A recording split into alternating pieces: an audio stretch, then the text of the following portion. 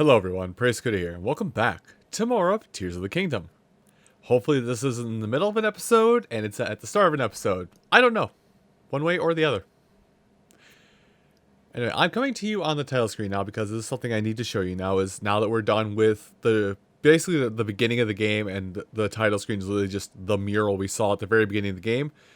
This is what you see at the start of the game. When you start the game up now, it's just the mural that we saw when we still had Princess Zelda with us, just splayed out constantly. Now we're gonna hop back into the game. And you saw the time on there. You'll probably, if you keep astute watch, if I happens to pop up, you'll see how soon it is since I did that last recording. And I will emphasize that I'm trying to record this series as quickly as I can, as fast as I can, and get it up equally as quick. Now, even though I am doing that, I will still try and read comments and draw attention to them, but just know that your comments may not get addressed very soon. But anyway, at the end of the last episode, we got Fuse, and we abused the crap out of it. As you can see right here by all this. And I like how I look over here at the Spike Club with 9 power, which I'm going to keep. Let's go one-hander for now. I had to look and ask myself why this was 8 power, and I was like, oh right, this is a proper sword. This is still a stick. But anyway, since we have used Fuse, we now have basically, for lack of a better term, overall doubled our. I did it again. We have basically doubled our attack power on most of our stuff. Now, the constructs have already seen me, even though I'm coming over here just to get some sky shrooms, so. Oh, I figured they were chasing after me that whole time. Never mind. Curiosity. Okay, well, my curiosity is going to get the better of me today.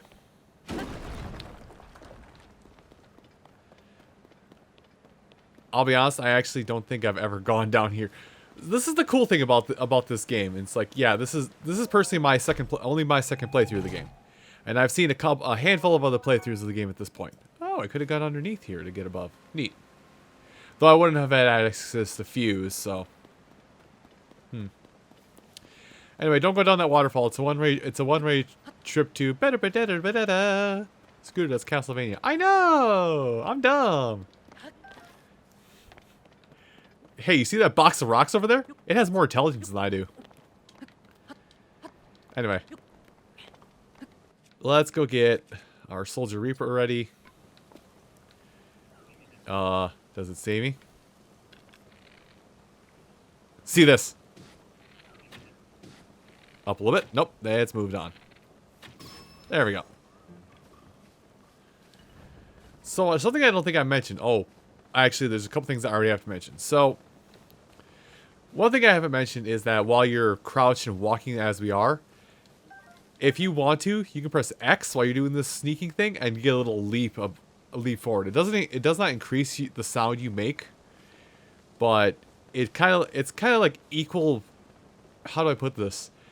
You do move a little bit further if you leap forward, but overall, I think you actually lose distance and time if you don't just hold forward. Anyway, so when it comes to fusing, the type of rock you use if you're going to fuse rocks does matter.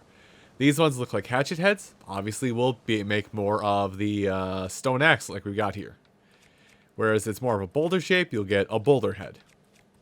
It does help to pay attention to what you're using. But also, for things like this log here, bladed weapons in general will cut down trees. It's just that axe-headed weapons will always do it in one fell swoop, whereas with all bladed weapons, it's 2 or 3 hits. Something to keep in mind if you're gonna weigh your options, if you want to keep an axe around or not. Now, I'm gonna wait. Did I have an arrow over here somewhere? Yes, I think I did. Is it right next to that? No, that is the wooden stick. Dang it. Oh well. Now, starting off here, I would like to tell you to try and save your arrows for some fights. Oh, hold on. Let enemies in fight. Yeah, get him. Mess him up. I could take advantage of this, actually. Actually, I think I will. As quickly as I can, anyway.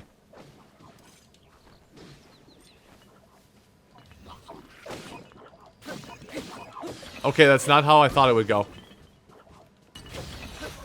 This worked out best I could. Starting off the game here, for quite some time, you do want to take advantage of enemies and the surrounding areas to get the jump on all your enemies. Mainly because, like, we're in the tutorial, so this won't matter as much, but once we're out of quote-unquote tutorial land, you're gonna want to take advantage of it, because enemies do have the capability of one-tapping you. And you might be thinking, oh, because you went into an area you're not supposed to. No. Like, literally, starting out, in most circumstances, enemies can one-tap you. I can't remember if I said this for Breath of the Wild or not, but Tears of the Kingdom definitely has a little bit of an issue where if you stray off the beaten path a little too much, and by beaten path I mean like literally game has designed you to go here first. If you take 3 feet, if you take a 3 degree angle off of that path, the game will punish you with a big meaty slap across the head and a game over screen. Now I'm not sure how this robot. I was gonna say I didn't know how this robot didn't see me. Yeah, sure. Alert your buddies that are not here. Anyway, so, oh, hi.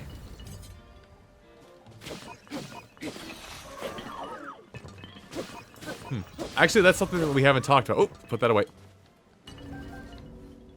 So let's... Oh, the horn's chiming. So that's something we haven't talked about. Actually, let me grab that shield. Yes, yes, yes. Shields, I've already talked about switching shields. Don't worry. Ah, perfect. An opportunity to cook. I could talk about cooking in a little more detail now. Yes, I know it's probably talking about something else. Gone. It's gone. It's off the top of my head. Just, hey, you take that. You see the thought? Let me just snatch it. Gone. Anyway, cooking. Grabbing items of any quantity. And then making sure you see cook pop up when you're in front of a pot like this. You can combine foods for greater effects. Now, this is probably a little overkill considering we only have 3 hearts, but I am thinking ahead just a tiny bit. I think starting out, you should only need like 2 pieces of meat or 3 apples to get a max health healing. Hey, look at that. 3 apples. So at least starting out, I'm going to make a couple 3 apple meals, and I'm going to start skipping it now. But also, I don't know if it'll ever happen, and I'm not going to wait for it to show or have it pop up. But sometimes you can get a critical cook. As weird as that sounds, you get a critical cooking success. And what that does is, I think it will... if you get a critical cooking success, I believe the outcome of what you have cooked, whether it be an elixir, a meal, or something else, the potential is increased by 1.5 multiplicative. Times it by 1.5. Anyway, jump! Ooh, that's a technique I'm going to be using a lot that I get to talk about as well. Ah, another Soldier Reaper. Now, here's the thing that I thought was going to happen before, but is happening now. So, hey, we got an item in a chest. I'm going to drop this. I'll be real champ. When you, a feature added to this game from Breath of the Wild is if you open a chest and you see an item there and it goes, oh boy, your bag is full. You can't have this. Now, if you wait a second, a menu will pop up with the corresponding items, and you can choose to drop an item if it's better than anything you have. Also to review it. Anyway, that technique I just did. So, B to run.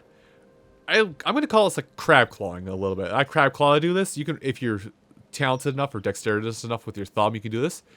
Press B to run, and then hit X to jump. Basically, get a long jump. It does use up stamina as if you had ran the distance, but more than likely, you will clear a larger gap than you could otherwise. This isn't an exploit or anything. That actually is something that's kind of in the game. It's still in the game from Breath of the Wild, so I think they intended for it to be there. Also, oh, how does this work? I don't think I have the finger dexterity. Yeah, no, I think they actually did patch that out. So, the whole whistle running glitch, basically where you could tap the whistle button, which is the bottom on the D-pad. Tapping down on the D-pad and run like simultaneously, in the past you were able to use that in order to mine. You were able to use that in the past to basically get infinite sprinting, but I think they have since patched that out of this game. There's also a couple other glitches in this game that I could talk about, but I'm not going to. Ooh, very important item. Let me finish this thought before I grab this and go on that tangent.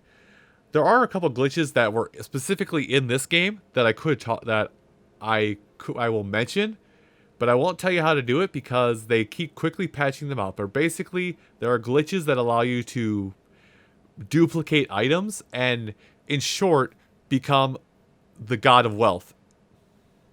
I'm not going to use them, and I think it's becoming harder and harder to do them, though people are still finding ways to perform these glitches. Anyway, this item right here, new item in Tears of the Kingdom. A Bright Bloom Seed. These items, we are going to be stocking up on a lot of, and abusing, for a majority of our adventure, so at least starting out. Also, Keys again. Keys, we saw them in the intro. In the intro area. But Keys, for the most part, die to one hit from anything. They basically have one health. They're an annoyance more than anything. Anyway. Ore deposits. Ore deposits, break them with your boulder breakers or other weapons of that sort. Also, another new creature that was added into this game. Looks a little ominous, does it not? Take aim. It doesn't have a lot of health, but because it is the beginning of the game, we actually have like no, hold on. Because it is the beginning of the game, we don't have a lot of firepower, so to say. So you will have to do a little handiwork to knock it down. Okay. Okay. No. But that was a Bubbl frog, which gives us a Bubbl gem. Hang on to this item. We will explore more with it.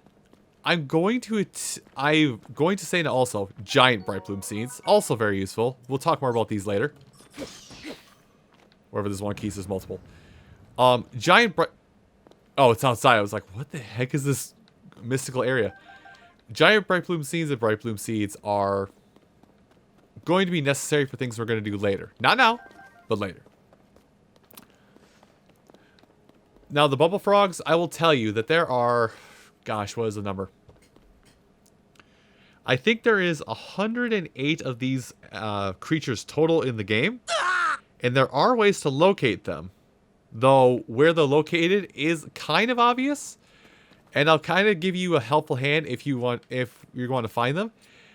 I'll say now, I will attempt to find all of them. But I make zero promises I will find all of them. Like, because in order to get like the actual full rewards from these Bubbl frogs with their Bubbl gems, you only need to KO about 56, 58, somewhere in that ballpark, about half. Anyway, ore deposits, break them open with your sledges, break them open with any sledge weapons you have. There are different types of ore deposits like that. There are those gray, not very shimmering, not very illustrious ones that we've been seeing, which usually just drop amber, flint. Later on, they'll drop a gem called opal. Pretty simple stuff. Now I'm going to make a mistake and use my boulder hammer to get in here to show you that. Oh, I broke the flint.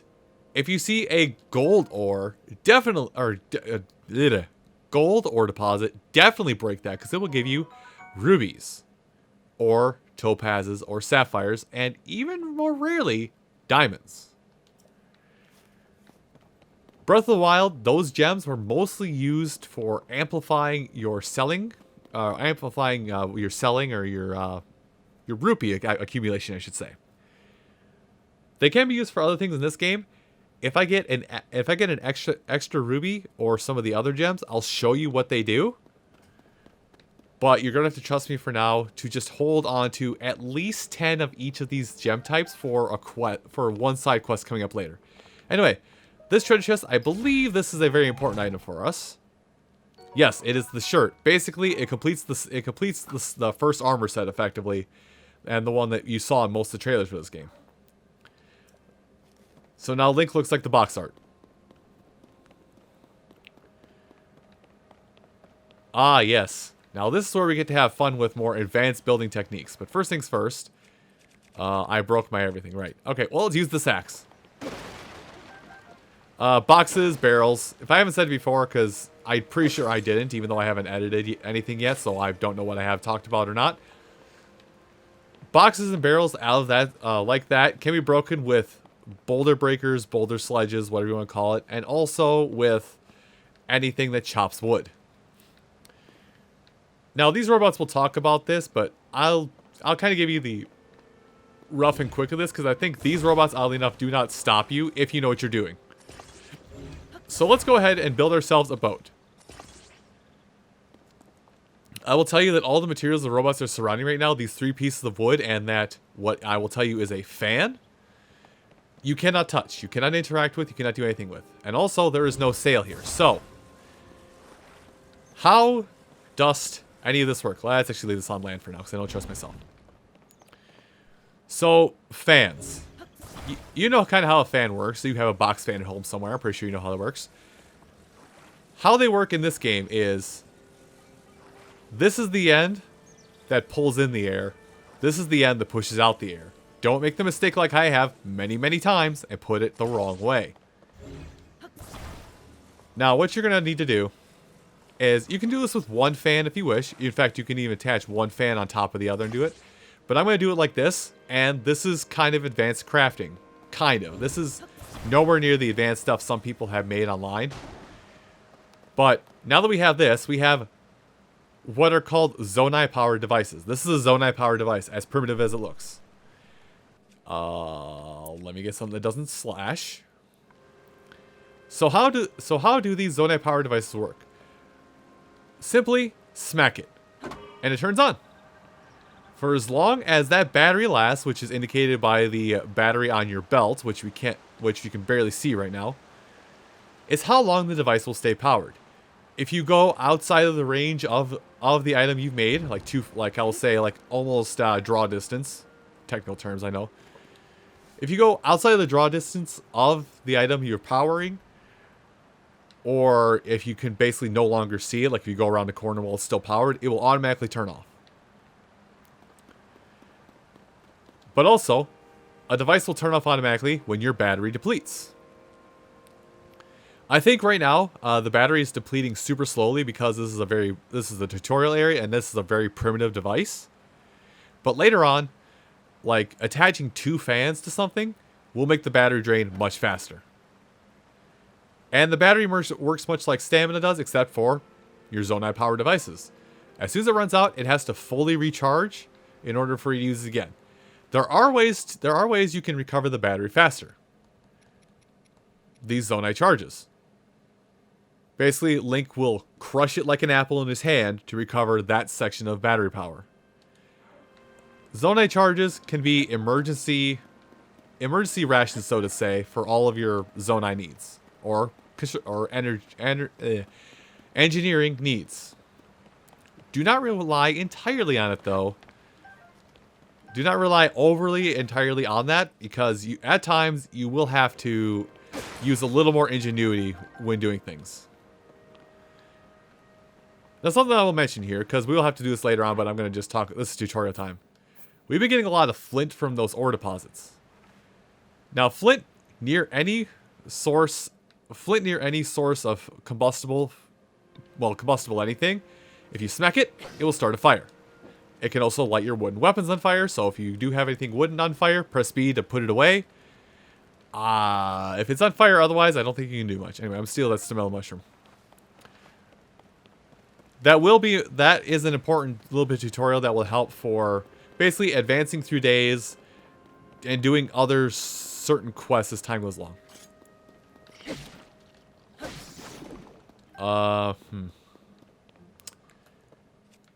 I do need a rock. I do need a rock sledge. Because I think there is something somewhat important down here. I think it might be a Korok. And an example of like a more common Korok. There we go. Ugh. But yeah. There we go. Korok. So how Koroks will work in this series is I'm just gonna like look at where they are. I'm not gonna be like hunting every single one. I've already said this in episode 0. I've already said this in episode 0 how I'm handling all the Koroks, but I'm going to reiterate here. I'm not going to go on a way to get all 1,000 Korok Seeds. Some of them are those double up ones we saw in a previous episode. A lot of them are still these ones that are basically, hey, this looks weird. Did you see this weird looking thing? No, I was too busy gazing at my objective. Well, you missed the weird looking thing. Now you got to backtrack for it about 70 hours from now. But you see me? I didn't know someone like you could see children in the forest. Well, if you see Hestu, please turn this to him. My tree boy is back. Oh, and my friends are hiding spots a lot of different places too. You should keep an eye out while you wander. So the reason why I don't necessarily, like, won't necessarily go on my way for Koroks and all that stuff, or get all 1,000 is, A, the reward is not worth it. I'm going to assume if this is like Breath of the Wild, the reward for all 1,000 Korok Seeds is not worth it. Because you literally can't even use all the Korok Seeds that you get. Because you can be hard capped at total inventory space for items. I'll explain what that means later on. But this is just me personally. This may not be the actual philosophy, so I am saying words that probably are not true. Do not take these words to heart. These are just my personal opinions at this point. Oh god, I'm somebody that's having an opinion on the internet. Please flog me on public display. Korok Seeds are basically just little bonuses. Basically for the astute eye if you happen to catch it while you're walking. They're not meant to be a 100% aspect in my opinion. They're meant to be a, that looks funny, let me go touch it. Just natural observation. And the developers put in, well, originally Breath of the Wild with 900 of them, but in this game they put in 1,000 of them just to increase the odds that you'll naturally just stumble upon this stuff. With my rant about Koroks aside, thank you all so much for watching this episode of Tears of the Kingdom. I hope to see you in the next episode. Take care, everybody.